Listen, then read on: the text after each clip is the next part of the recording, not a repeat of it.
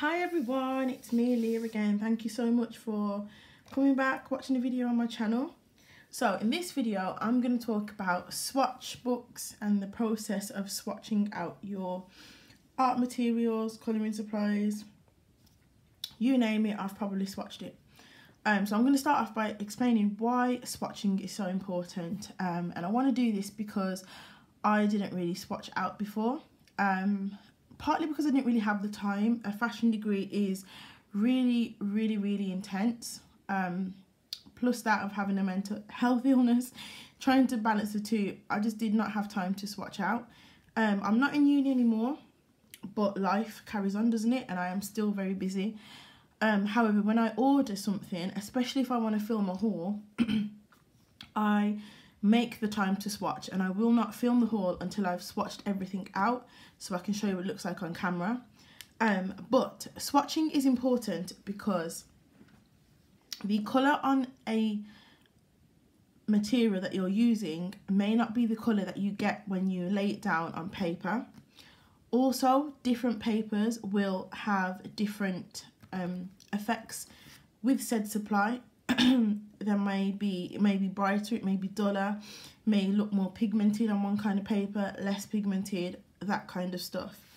That's in regards to colouring specifically. That is why you want to swatch them out, because if you want a certain green, for example, greens and blues, they come in a wide variety, and if you want a certain type of green, just looking on the barrel, on the tip, may be different to what you actually get laid down. In my office, I do have pens and pencils behind me, so I'm just going to take one and show you what I mean. This is the tip of the pencil. This is the colour of the barrel. These are open, and these are just cheap pencil crayons. And yet, when you actually put it down, depending on how hard you press, how light you press, how many layers you put on, you're going to get different kind of colours, different effects. But that's what I mean by the barrel. You've got the tip. Same applies to pens. Normally pens should have an indicator. Either the cap might have a colour or the bottoms might have the colour that the pen is. Sorry. That can differ. Same with the pencil. What you put down, especially I find alcohol markers. One layer of an alcohol marker doesn't really... Some colours do, some colours don't, but it doesn't really give the same desired effect as what the cap might represent or the colour swatches. Okay, so that is the importance of swatching for colouring. In regards to designing, for me personally, if there's anybody out there that does more design work or artwork, like I said, a fashion degree, let alone a career in fashion, it is very intense, very hectic. You have deadline after deadline after deadline. For example, to give you a quick overview, they are now currently have already designed and are making your spring summer 19 collections and are preparing for your autumn winter collections for 19, even though it's January already, because you have a certain date to get them manufactured, a certain date to get them in the shops. With that being in mind, some designers work for different companies, so they have like 3 projects on the go. Some designers, like I want to be, are freelance, so they may work in a company and they may do have private clients at the same time. You normally have a couple of projects on the go. You don't really have the time to pick out a colour and swatch it out every time you want to colour something in or to put some colour on your page for a design. You don't have the time to swatch it out individually to see if that's the colour that you want. Whereas if you had a swatch book, you can just flick and see which one you want and kind of pull them out. I do that now. I used to just, if I had a palette, I would just pull out all the pencils with that palette, swatch them out and choose which ones I want to, which ones I don't. It saved me a little bit of time, because I know I don't have to do that now. What I can do is just go to my swatch book, open it, see the colours that match the palette that I want and find them, pull them out, and they're already there to use, and I've got my swatch book to see what they look like. So it saves me a bit of time, because I used to do it in a kind of way, but you get my drift. It saves time. You can see it saves mistakes as well. It saves you using the wrong colour, because you can see what the colour actually is. So now I'm going to get into my swatch books. I have 3 swatch books, and I kind of have a different book that I want to talk about as well. I also have a folder which I'm going to grab off my shelf now. and we can get started. So this is my first ever swatch book that I started this year. Once I finished uni, I went through and swatched out the current supplies that I had. I didn't really buy any until I had swatched out what I had. It gave me a chance to get a feel of the ones that I'd already collected, whether I wanted to give any away, what I liked and what I didn't like. This is a journal or a notebook from B&M. It's pink paint and tea. It's got a little bit dirty now. These labels are used on the Brother label printing machine, I think it's called. I've got the purple one, and you can choose different layouts and different typography styles, which I've used continuously in here. The back just looks like this. Haven't peeled that label off yet, and the paper looks like this. It's a creamy colour with lines. It's not necessarily thin, but it's not necessarily thick at the same time. Why did I choose this book? I don't know. I have the exact same book in a hot pink that I haven't started yet, that I brought for my fabric, which I may not be using, so that's a spare notebook that I have. I like the size in comparison to A5. It's a little bit bigger, but it's not too big to be A4, so I thought it's something that I could leave on my desk. It's something that I could carry around with me. And it was quite thick, and I knew I had a lot of things to go in it.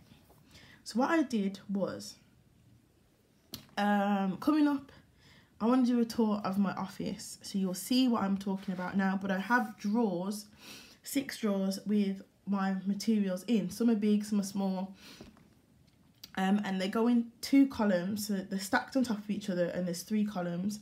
And the first one had pencils, the middle one had pens, and the third one had alcohol markers. So not just pens, but like more specifically alcohol markers and marking kind of things. They have changed and moved around now because I've had more space. I've decided to put the pencils that I love into pencil organizer holders just to protect them, and the more expensive ones that have been collected. But the same system kind of goes, and because I had that, I wanted to split this book up into 3. Because I have pencils, I've got pens, I've got alcohol markers and marker kind of things, and I've got paints as well and watercolours. So I'm going to see if I can find my divider. I counted how much pages there were. I can't remember how many there were now, but I kind of had, I still haven't finished this one. This is for my art materials, my paints that I have and stuff like that. But I had 3 different sections to say it was like this: pencils, pens, art materials, you get it.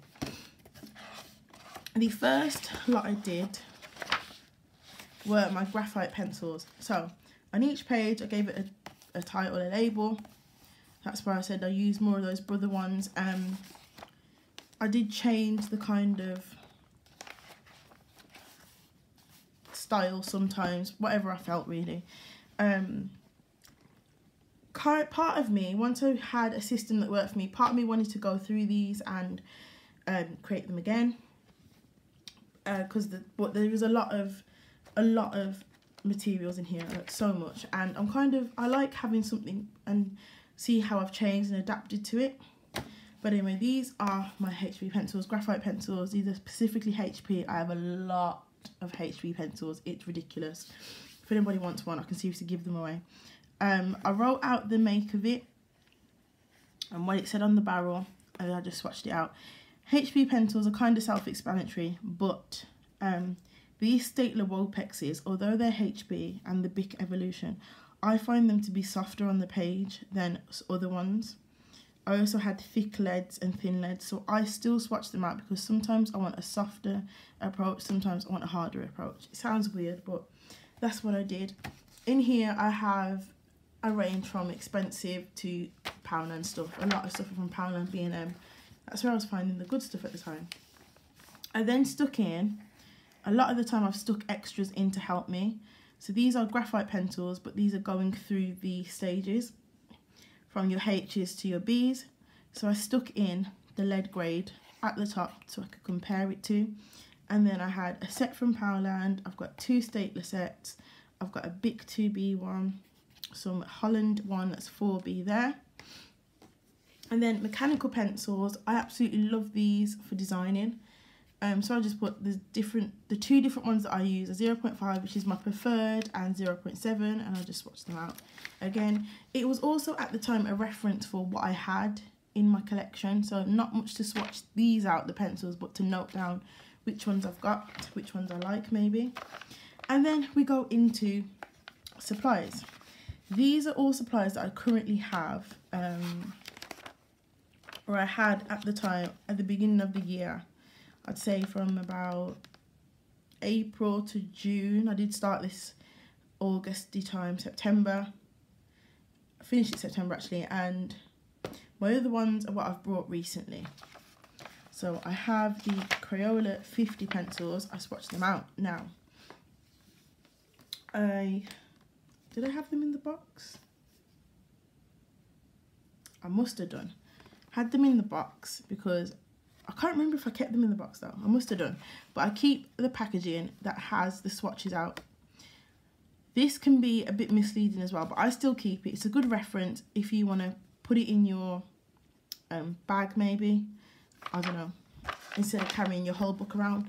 But even when the manufacturer swatches them out on the packaging, it's still not realistic enough. You still need to look and see what it's like on paper. And I did two different kinds of paper for my pencils. So I swatched them out in here, in a grid that I'll talk about. And then I swatched them out on here, which was some Bristol board. Bristol board is the paper that is recommended for coloured pencils because it is smooth, it has no texture. That's what's meant to work best. But I find some textured papers do work best. So it's a mix and match, but I thought because it's the best, I'll compare them.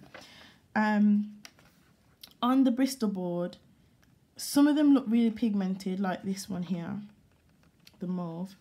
And some of them, like these three, don't look as pigmented, which is why I like swatching them on the recommended paper, because even the recommended stuff didn't suit my needs. To create the grid, I literally had a box this wide, put 3 on a page, and gridded it off.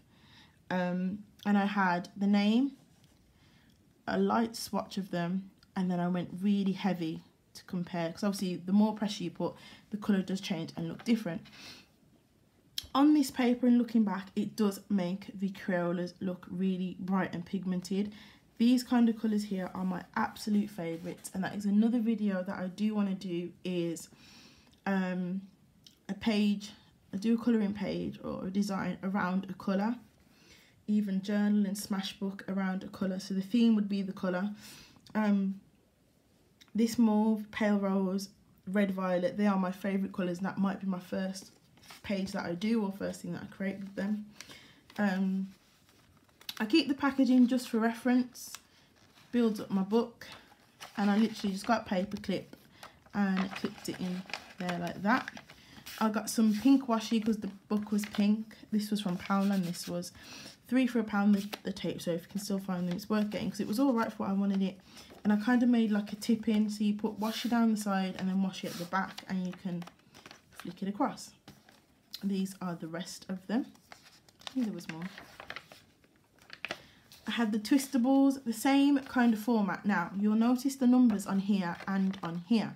So, I have the one set that I had before I bought my Polychromos and my Prismas were the Marco Renoirs, and they have numbers and not names, is it? And I find numbers are professional grade, and because they help you when you're ordering as well. So what I did for my own reference was I numbered them, and it helped when I swatched them out on here because I didn't want to write out the name again. So what I did was I found the name off here, obviously Lilac, went in the order, matched them all up. I put Lilac and then I numbered it 31. I went from 1, 2, 3 and so on.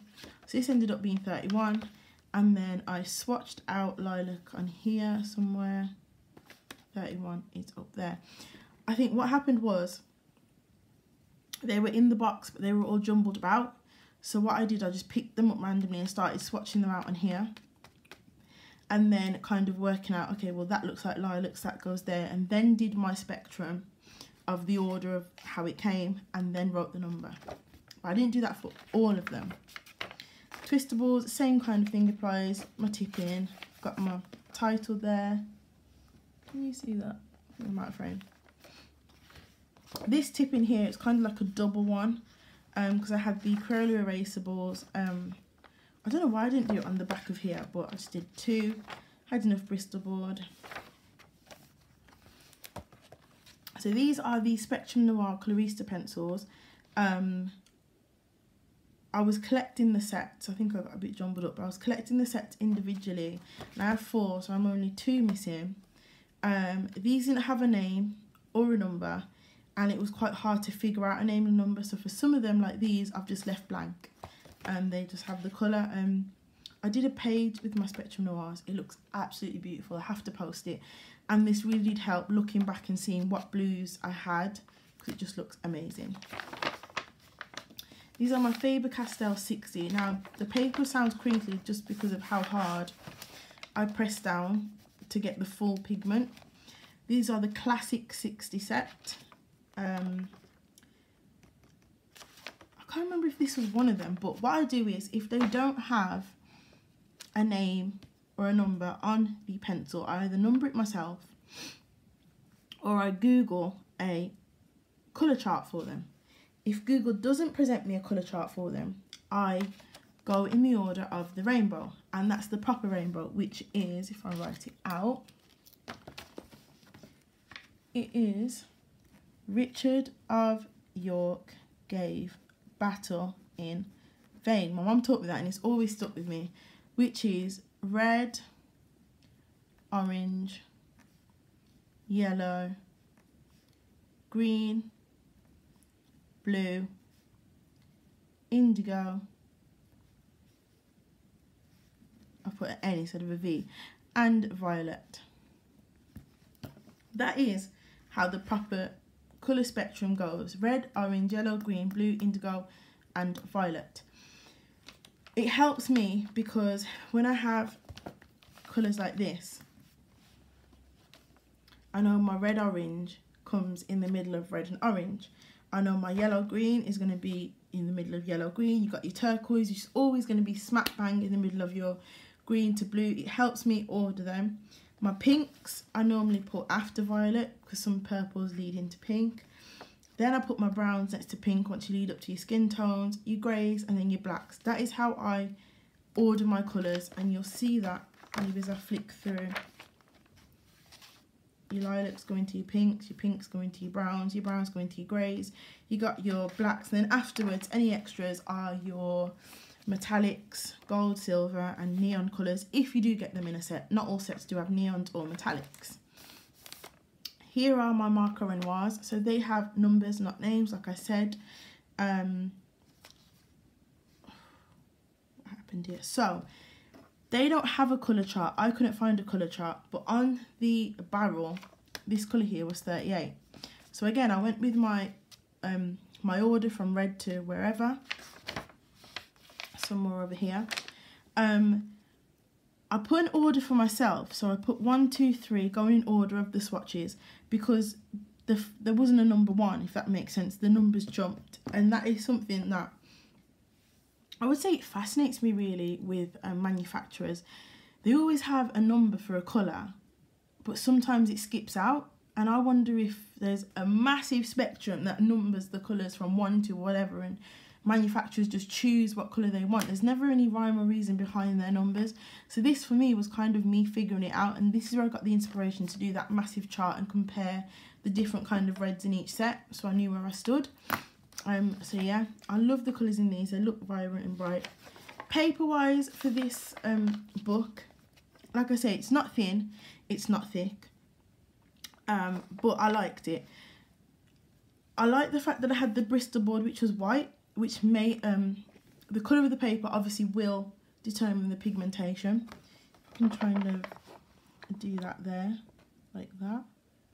They do come up a little bit different. However, I didn't mind the fact that it was on cream paper, because I was just getting the supplies that I had down into a book for some kind of order or system. I also have like metallic-y, these are cheap from B&M, but they're metallic and neon colours. So I put them on black paper so they would come up.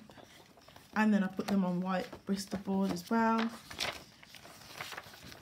So that is just, in general, that is how I do my pencils. These are all the pencils that I had at the time. I even put sticky notes for pencils that I wanted to collect. So these are the Tombow Evolutons. My Prismacolors, which I have, so I can now add them into here, and my Polychromos. I always wanted to get those two. So now I have them, I can swatch them in here. And this was the spare pages for the pencil colours. And then eventually, sticky note that separates them. This is where my pens start. I had my pens. So, pen swatching was a little bit different. I didn't want to do a grid. Even though I had 3 things to write, I just thought for pens, doing a grid, it didn't make sense. So what I did was, I got the pen. These, for example, are the Muji 0.5 gel ink pens. So I got the pen and I wrote out the name of the colour with that pen. I then swatched it out, a little scribble. I did lines and I did a jagged line just to see the variations of the pen, what you can get, what you can't get. I made sure I put if it was 0.5, 0.7, because obviously the nib size does help a lot. Gel pens, I have a lot of gel pens, it's embarrassing. But I do like them. And I have the Sakura, I've got the full Sakura jelly roll set. And I don't think I'm going to get them in here, but I have swatched them out. Erasable pens, big. I made sure I noted down the brand as well, because that can help. Some of them didn't have a brand, like I say, they were cheap, but the ones that did have brands, I made sure I put it down. The same for highlighters as well. I've got a lot of those. I always keep the packaging if it has got a swatch, either paper clipping it in. On here I stuck it down next to my mild liners. You get the gist. These are a little bit different, same kind of method, but these are really, really important to me. So fine liners, a couple of people use them in the colouring community. They are amazing. Fine liners are a must being a designer. You need them, you need them, you need them. Like, I can't stress that enough. Outlining your designs, putting in small detail, and the size of the pen really does matter. So I say treat myself. I invested in, let me see, 1, 2, 3, 4, 5, 6, 7, 8. 8 different brands of fine liners, ranging from cheap to expensive. I have them in their own little drawer that was sitting on top, but it's now on top of my pink unit. And again, I want to do a comparison for these because the Pilots, I think the Derwents aren't quite accurate, and the Faber-Castells don't really do the nib size in millimetres. That's just what they call it. So it's 0.1, but it's not actually a 0.1 millimetre, if that makes sense. The Faber-Castell, it just says extra small. So I want to do a comparison and to find out what that actually measures up to compared to my Stapler pigment. I know where I am because that's 0.5. These are some more fine liners. My Sakura pigment microns. These are quite popular. And I've got the Uniball. I've got a full, is it 12? I've got 12 of these. It's my biggest set that I have. And these are the Tombow twin tone markers I use for like planning and journaling. Again, these have the swatches on and which set's pastel, and I've got brights, I've got both sets. So I paper clipped that in and I tried to match up the number, did the thick side and the thin side here. Sometimes I do go wrong in my swatch books, but I do Tipp-Ex it out and it's good as normal. So that is pens in general. Then I moved on to markers. Markers from Pension. What I did was I swatched out my water-based markers first. Same principle from my pens. So I wrote out the name in with the pen. I wrote it, rather than using a biro to write it out, I used the pen to write it out. A little scribble, a line and a squiggly line to see all the colours that I had. And then I used marker paper. Even though these are water-based and I'm going to leave lines, I wanted to see the difference from normal paper to marker paper, because I've heard that if you're going to invest in expensive markers like your alcohol markers, your Copics, your pro markers, if you're going to invest in expensive markers like that, you should invest in the same kind of paper just to make them last longer.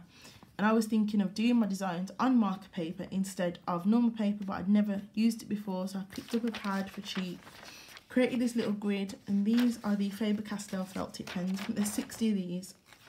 So I didn't do anything fancy, I just swatched them out like that. Same for my super tips. I was just testing out the paper. I may go back and do like a proper grid where I can write out what it is. Marker paper is very thin, but it's smooth. There's no tooth at all. Thin and smooth is what you need for your markers because it doesn't rip the nibs, and your nibs should last longer over time. That is what they say. For my super tips, I did a thick line and a thin line because you can kind of get thin lines with super tips. They are amazing pens. I didn't write any colour names out. I don't think I could find them, but what I may do is, because I've got the 50 set of super tips and the 50 set of the pencils, Crayolas, I may just match up, if I've done it in the right order, which I think I have, I'll match up the names and come back and write them down. Some more cheap, well, I say cheap, they're Pentel Art felt tips. They had numbers. What I did was I wrote the numbers out in a pen and then did my swatches, especially the ones like yellow and some of your greys are really light so you can't see them, so sometimes you might need a pen to write out what it is. And just some cheap pens. These are the friction pens, which look like they're fading because they are erasable. Then I got to my alcohol markers, and I started off with a set that I got from The Works. They come in boxes with the colours in. So this was one box of blue, there's green, it's in one box, pinks and reds, and kind of like yellow and oranges. They had a number and a name, which I wrote out. I did a thick swatch and a thin swatch. But for this, what I did was, I did it on this side, thick, thin, name, whatever. And then on this side, I did the exact same, but I did it on marker paper and I stuck it into the book. Because alcohol markers bleed through, so it kind of killed two birds with one stone. Even though it bled through onto the other side of this, I covered it with the marker paper, and I can then see the difference between marker paper and normal paper. There's not much difference in my opinion. It's just that the pigment sits on top of marker paper rather than bleed through, which was interesting. And that is just generally the same for, that's coming apart, all my alcohol markers. I've got so much different sets. These are from The Works, these are from The Works, these are from Tiger, these are the Bic ones. So these went nicely because they can mirror up opposite each other on marker paper. This Lemon Bliss looks so bright on the marker paper, I don't know if you can see it on camera, compared to over here. Same with the Fandango Pink, that is such a bright one. The Playful Purple, it looks darker on here, and yet on the marker paper it looks brighter. So there are pros and cons to doing it on marker paper. I guess it would depend on the person and the outcome that you're looking for, whether you want it to look bright and pigmented, maybe test it on your marker paper. If it is bright and pigmented, maybe you want to print your image on marker paper. It does depend. It will depend like that for me with my designs on whether I want to do it on marker paper or not. I even went in with my metallic markers, and yeah, they do look more metallic-y, so I would put it down to personal preference. These are my Spectrum Noir ones, which I did a kind of, I wouldn't say a grid, I just split the page in two so I could get one box on here. What I've got is the box of pastels, lights, brights and darks.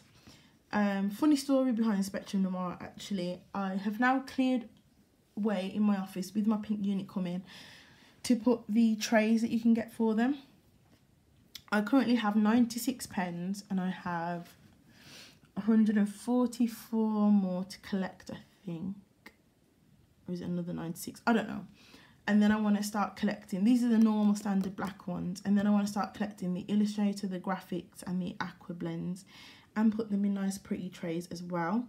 But for now, these are the ones that I've got, 4 sets. So what I did was split the page in half so I could get one set on one page like this. So the pastels, the lights, the brights, and the darks. Once I've wrote out the brand, I didn't really think of printing, there was no point printing another label. So what I did, I just differentiated the different set names. I didn't really go through the hassle of printing another label out. I knew what it was. My collection of pro markers and so on, Copics. Some swatches.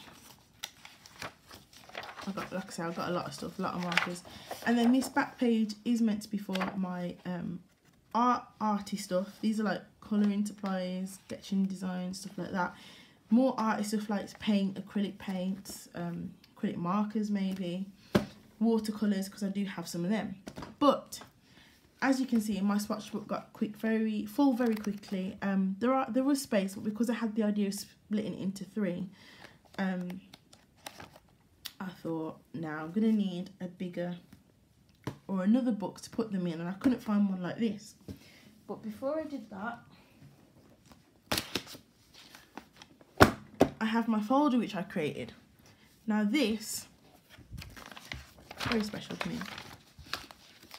This has swatches in as well, but it also has colour charts. So when I buy a new set of anything, whether it be pens, pencils, paints, I go online and I see if they've got a colour chart for the order that they put them in manufactured, and the names and the numbers, and for swatches. These are my Ecoline brush pens, one that I need to put in a folder. This is literally just full of colour charts, and I'll show you. These are empty charts that you can get from the artist Jennifer Stay from Colouring Pages Bliss. And this was for the Faber-Castell Polychromos. It's a blank chart, and you name it and put it in as you are. I wanted to do this for my Polychromos because I thought I was going to have it out and colour with it. But I haven't really done that. But what I did was I went from dark to light in the one box, rather than doing one box of dark, one box of light, which I thought saved a lot of time. So I did that for my feelers as well. These are my Faber-Castell brush pens, which I found an empty chart online. And I've got colour wheels in here. These are some empty charts. That is what this folder is. There's a lot of empty colour charts ready for the supplies that I want to collect to fill in. These are the Spectrum Noir. This is the Colorista one. If you go on the Spectrum Noir website, you can get the blank chart and then the completed charts, which I thought is amazing. So these are the alcohol markers that I've got. I've yet to go through and tick the ones that I've got, but I now know that you have to get the 12 6-packs and then the 6 24-packs have the full set. So I now know which ones I need, which ones I don't need. And then there's an empty chart, which I'm going to do when I get them all, which should be soon. Now that I've cleared the space for my alcohol marker racks to go, I do want my full set of Spectrum Noirs, and it's because I know I'll use them. Like I say, I'm an alcohol marker girl. That's what I always went to. The same kind of stuff. These are the this is the Polychromos chart that you can find online. I printed that off just to make sure that I had everything in every order. And I like this one because I love charts like this. I think it's Faber-Castell and Derwent. I love. It tells you which set the colour comes in, which is a big reason why I do this, and a big reason why I write the number down. So, for example, if you were running low on your Faber-Castell white, and say another couple of colours, I've currently got 4 colours that I'm running low on. Cinnamon, light flesh, medium flesh, and dark flesh. I've used them the most out of my Polychromos. If I come here, I can see that the cinnamon is available in the 72 and the 120 set only. By looking at it like this, I can work out if it's worth me buying the colours that I need open stock, or is it worth me getting a smaller set and then I've got spares for other colours as well. I don't know if that makes sense, but it makes sense to me. Say if you was running out of white, you can get the white in the 12 set, the 24 set, the 36 set, the 60, the 72 and the 120, which if you're using pencils all the time, it might be cost effective for you. It might not. You might only just need one pencil at a time. Buy it open stock if you can. But if you want to get it in a set and have other spares, I don't see what's wrong with that either. So I like the Faber-Castell chart, and you get one of these with the set anyway in a little booklet. These are the artist brush pens, pro markers. It was especially helpful, the pro markers and the Ecoline brush pens, their charts online, because I wanted a full set, and I wanted to know which colours came in the set. I collect my pro markers open stock. This was when I was younger, and I was unsure of which ones I had and which ones were still available. So by looking at this reference chart, I then knew which ones I wanted, if I could find them open stock again. And then I've got empty charts here. Copics, there's a lot of Copics to collect. I have about 5, and their colour system is really, really interesting. I love it. It's similar to the Spectrum Noir, I must add. PV stands for pink violet. AP stands for antique pink. Just like here, BV stands for blue violet. So I do like the way that Copic does their colour system. Same in their wheel, which it looks confusing, and this is a chart that you can fill in. It looks confusing, but I think understanding colour is confusing, but once you do, you know where you stand. And then just some information I collected about my more expensive brands, because I wanted to look after them properly. You got your Tombow dual pens, which I'm not overly keen on collecting, and then my Prismacolor chart, and there's some PDFs in the back of here, and a spare chart that came with one of my sets. I do plan to use this more. I've leaned towards my other Swatchbooking collections just because it's quicker and easier. So I do need to go through this folder again, but that's another option for people. So then when my pink book got full, I was watching Always Colouring, Katrine's channel. Lovely Katrine has passed away now. Her swatching process, and I thought, that looks simple and easy enough. I can do that. So she got an A5 sketchbook, she gets a ruler, she draws 3 lines, and that's it. So the first ones I swatched in here were the Ecline brush pens. They are water based, so you can activate them with water. So what I did was one side just the pen, one side activated with water, and then you got the names and the numbers, and that helped me. I've left gaps for the ones that I don't have yet, which I can always come back to. That is why I look on the website for the manufacturer's chart, because if I don't have a pen, I want to make sure I swatch it in order, because I'm weird like that. So I will leave gaps if I decide to get it in the future, or I do get it. These are the Lyra Rembrandt. So for pencils, I did it a little bit different. I did 4 columns, name, colour, just because I could fit that much on. And I went from dark to light. You can't really see it on these ones here, but this one here, dark to light, you can see them a bit better. These are Sakura Koi brush pens. The same kind of system as my Ecline brush pens, because again, they can be activated by water. So the name of what it is, and I blended it in. I don't know what happened there. I think I made a mistake. And these are my Prismacolor Scholars. So again, 4 columns. It worked for me at the time. Something quick, something easy. These are my Uni Posca paint pens. I did 4 columns because you don't have to activate them by water, so I could just cram as much as I wanted on there. And then these are my Jane Davenport watercolour set. I've got set 1, which is the gold palette. It was only until I swatched these out that I realised how much I love this little swatch book. And there's not that much in here, but stuff like, because it's a sketchbook, it's actually the Derwent Sketchbook A5. It's got sketchbook type paper. So for things like my watercolours, my paint pens, it was a better surface to test them out on. So now I lean towards the more painty supplies I swatch out in here. Here are my Ganzai Tambi pearl colours that I swatched out. Same goes for my alcohol markers. Even though they bleed through on this paper, still get some bleed through. It's more like shadow than bleed through. Rather than doing it on a thinner book, I prefer doing it in here, because if I'm going to sketch out, it's most likely going to be on sketchbook paper, and that is where I'm probably going to use my alcohol markers professionally, that is. So these were a little set that I found off Amazon, which I quite liked. So then I decided to do my Bit Market markers in here, just to see how it went, because I ordered the fine liner version, so I wanted them next to each other, so I did those out again. some cheap pencil crayons, and then here are my watercolours. Considering I swatched out watercolours in here, the paper has not wrinkled at all, which is a benefit for doing it in this kind of sketchbooky way.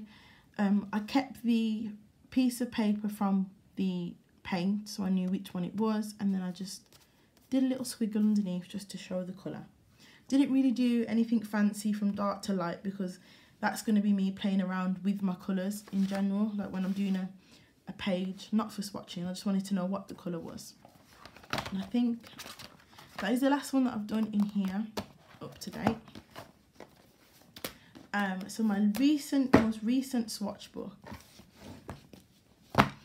is this pretty notebook. This is the name's on the back, a Christian Lacroix Paris notebook. He's a designer and his stationery is very expensive, but I love stationery.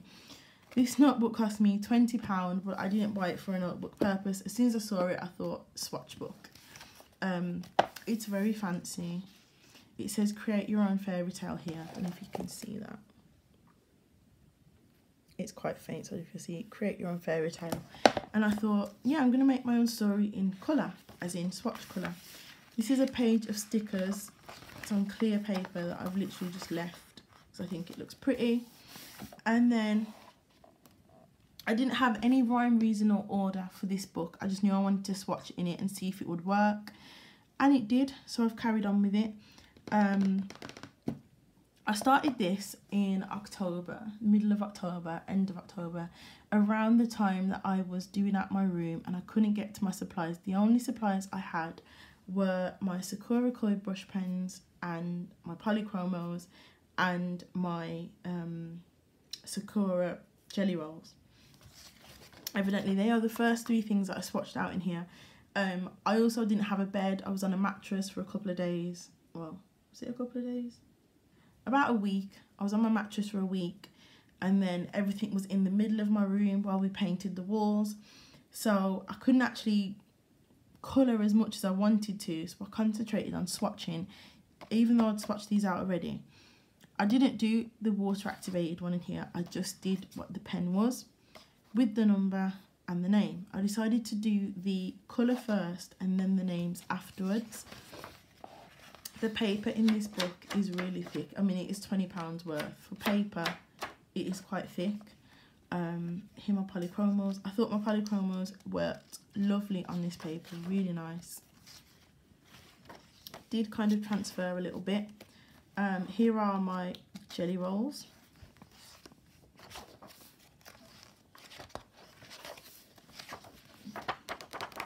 I've got more glaze pens to come, that's why there's a gap there. So what I did was any pen that I brought out to use, I just quickly swatched in here to build up the book. But I've got to say, I do love it. These are my Stapler fine liners. Oh no, these are the felt tip pens that I've got. And I just stuck in, well, stapled in a leaflet with all the colours. These are my Stapler aquarelles. I've got to say, even though I prefer doing painty kind of stuff in here, I absolutely love doing watercolour pencils in this book, because what I did was I tried doing the colour and the name, and I thought I'm not going to have enough room, colour, name, whatever.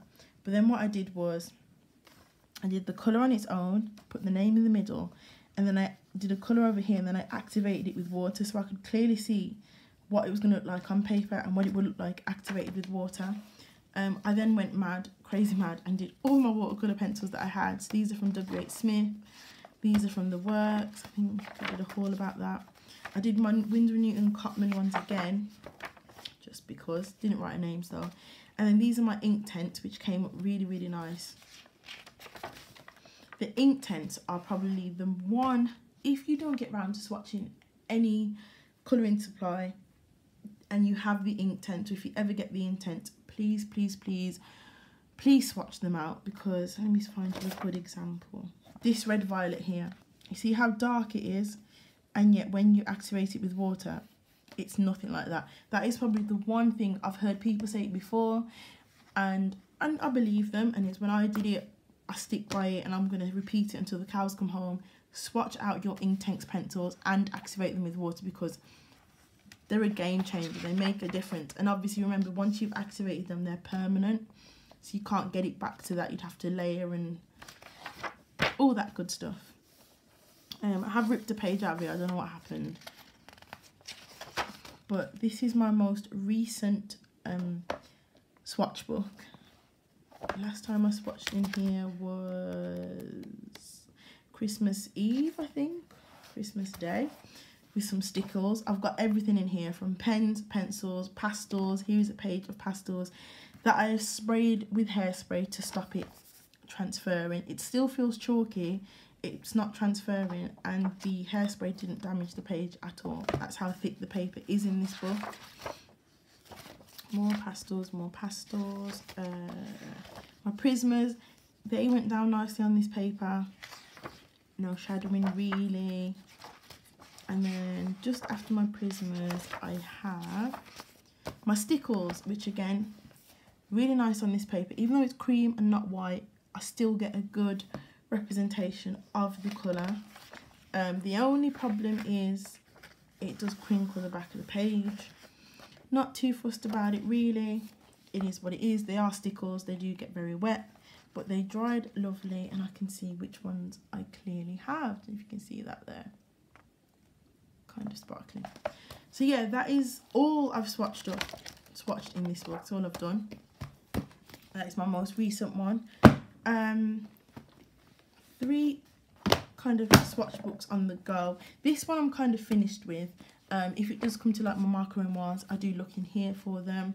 These 2 are kind of still ongoing. I've got about 40 acrylic paints that I need to swatch out, and they're probably going to go in here.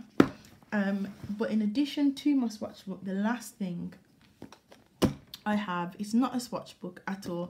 It's more like a colour combination book. I write ideas for pages that I've not started. Sometimes I look at a page, it inspires me colour-wise, pattern-wise, what I want to do. Sometimes I get ideas for designs from it, so I jot it down in here.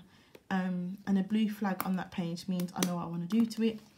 This is a pink flag, which are about whips that I've started, that maybe I want to do a colour, but I've never been able to get back to it. And then I also jot down colours that go well together, that I've tried out in a page that I liked and that I may want to repeat. And that I think it's a good idea, whether you do it in the same book that you swatch in or you do it on a piece of paper, write down the colours that you've used, especially if you like them, because you could come back and need them again, or want to do another page in a different way with them. It's just ideas for pages. Let me see if I've got. Here, I write down, this is Sammy from Colour and Chat with Sammy. She had some combinations for metal, which I'm all open for trying different combinations. It's not one that I've mastered myself yet. I do want to do, there's one I've got for gold that I need to practice, but I didn't know where to start. And sometimes if you don't know where to start, somebody else might have an idea. Go through and just write down what Sammy says or somebody else says, their combos, if they've tried it. You can get them offline as well. Search colour combination for colour. You can see here I've written colour cards. That is something that I want to do for myself, is create colour cards with combinations, so I can just put it out, know what I want to do. And I also write down ideas for, well, what I'm going to buy, what I want to buy, and somewhere in here, yeah, YouTube videos. So I just quickly jot down if I've got any ideas, any video ideas, any video requests that I might get, or I don't know, you name it. It's kind of like the book that I have on the go with me. I chose this one for the layout because I can put a date, I can create a to-do list if I need to, I could sketch here, I could draw here, I can just do whatever, and then there's a scribble section, so I might actually draw something and then scribble the colours that I want to use for it. But I thought the layout of this gave me a lot of scope to do whatever I wanted with it. So yeah, 3 swatch books and a colour combination book and a folder. But that is me, that is my system that I do. I like it a lot. I'm learning a lot. I love colour. Anything about colour I really do like. Even though I only wear black. I do like colour and I do like looking at colour, so investing so much time and commitment into understanding colour helps me and it helps my designs. And I hope this video helped you understand the importance to swatching, and I hope you all go away and swatch out all your materials. Thank you for watching. Bye.